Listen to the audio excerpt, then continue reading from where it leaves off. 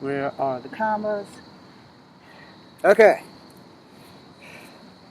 So many years ago, when ninjutsu first started in China, these were your typical weapons. Guarding shears, hoes. They dug ground and planted rice with these things.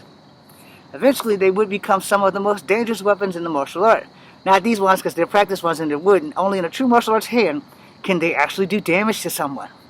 Now, because my gloves have no grip, I won't be doing anything fancy. However, if you can see me in my midnight blue attire, we're going to do the basics. Block high, block low. Block low, block high. That would be your wax on, wax off, wax on, wax off. Paint the fence, paint the fence. Paint the fence, paint the fence. You get the gist. So, paint the fence, that's a slice up. Paint the fence, it's a slice down. Protect your barrier. Wax on, wax off. Wax on, wax off.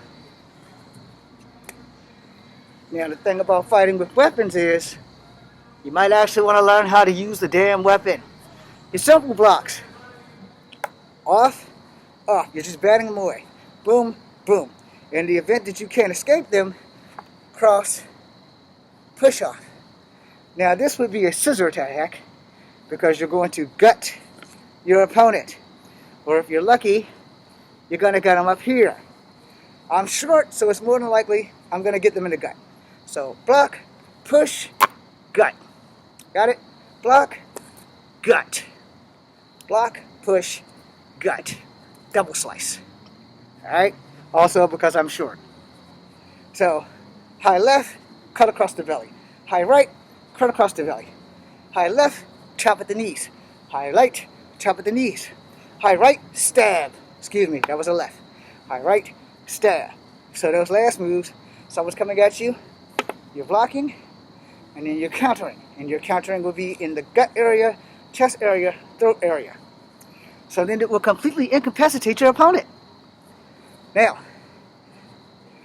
for blocking and kicking, for these things, because you don't want to like throw a blade while kicking, because you would stab yourself in the femur or the shin, which could be really bad for you. So, block, front kick. Double block, pull, side. Now I pulled that side, it was like a taekwondo kick, because I chambered it. So, I blocked, chamber, side. Don't do that shit. Block, kick that shit. Block, chamber, side. Block, side.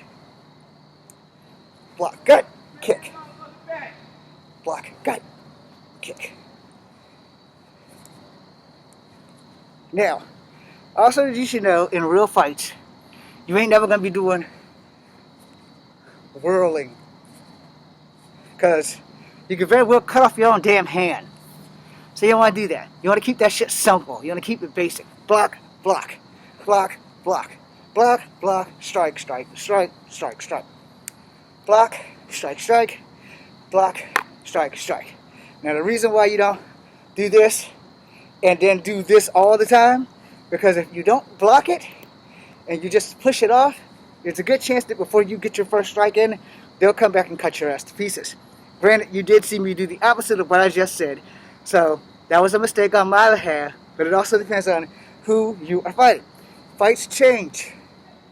Every second of the fight will change during the fight.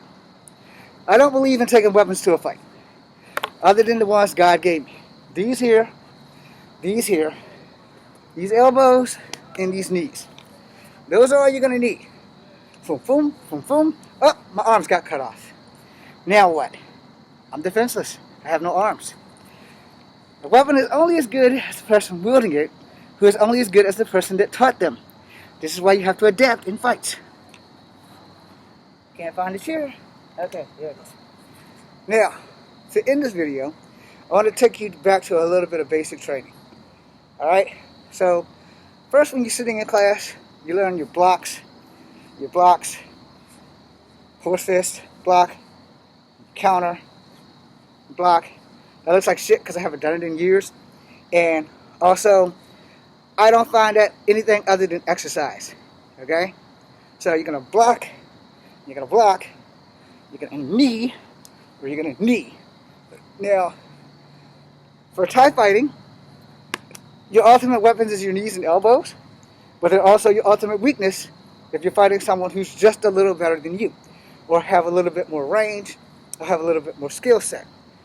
Now, for those who go and throw a knee, and you're receiving it, protect yourself this way, so you can block your knee with your elbows. So, boom, you always got to protect your dome. So, you want to protect your dome piece. So, if a guy's throwing a jab this way, for karate, block, counter on the inside. For kung fu, block, counter on the outside. So, block, break, punch, knee, elbow, kung fu. Block, strike, then knee.